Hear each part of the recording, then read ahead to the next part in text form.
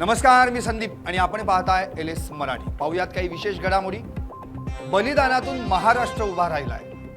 रिक्षावाल्यांसोबत मराठी बोलायचं सुरू करा। महाराष्ट्राची भाषा मराठी आहे। महाराष्ट्र दिनी नीलम गोरेंचं वक्तव्य। महाराष्ट्रात इंग्रजी राणी तर हिंदी नोकरानी म्हणून फिरत आहे। महाराष्ट्रात मराठी बोललं पाहिजे। मराठी सक्तीच्या मुद्द्यावर राजकारण करणं चुकीचं।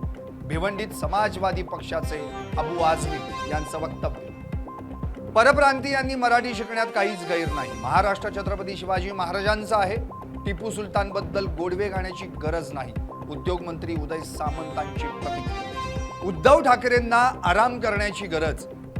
ठाकरे सगळी तत्व गुंडाळून सत्तेकरिता एकत्र आले। विधान परिषदेवरून जो काही तमाशा झाला तो लोकांनी पाहिला। राधाकृष्ण विखे पाटलांची ठाकरेंवर टीका।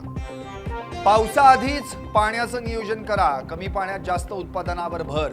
साताऱ्यात पालकमंत्री शंभूराज देसाई यांचं वक्तव्य। शेती मार्गदर्शन उपक्रमाचा आज समारोप। अनिश्चित पावसामुळे शेती आव्हानात्मक। शक्तीपीठ महामार्गाच्या विषयावर शेतकरी आक्रमक। पालकमंत्री नरहरी झिरवाळ यांच्या उपस्थितीत हिंगोली जिल्हाधिकारी कार्यालयात बैठक। शक्तीपीठ महामार्ग रद्द करावा।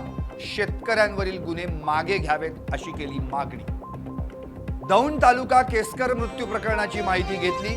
चौकशी करून या संदर्भात कारवाई करू। मंत्री प्रकाश आबिटकरांची माहिती। भंडाऱ्याच्या तुमसरमध्ये वादळी वाऱ्यासह पावसाची जोरदार हजेरी। 43 अंशांच्या तडाख्यानंतर नागरिकांना दिलासा। नागरिकांची पावसामुळे चांगलीच तारांबळ। वाशिम जिल्ह्यात उन्हाचा पारा वाढल्यानं आगीच्या घटनांमध्ये वाढ। भर रस्त्यात कापसाच्या गाडीनं घेतला पेट। आगीच्या घटनेचा व्हिडिओ सोशल मीडियावर व्हायरल। चंद्रपूर वीज केंद्रात 500 मेगावॅट वीज निर्मिती ठप्प। कडाक्याच्या उन्हामुळे नागरिक त्रस्त। ऐन उन्हाळ्याच्या दिवसात वीज टंचाई निर्माण होण्याची शक्यता। आणखी काही विशेष घडामोडींसाठी पाहत राहा LS मराठी। सत्याच्या पाठी बातम्या सर्वांच्या सर्वांच्या।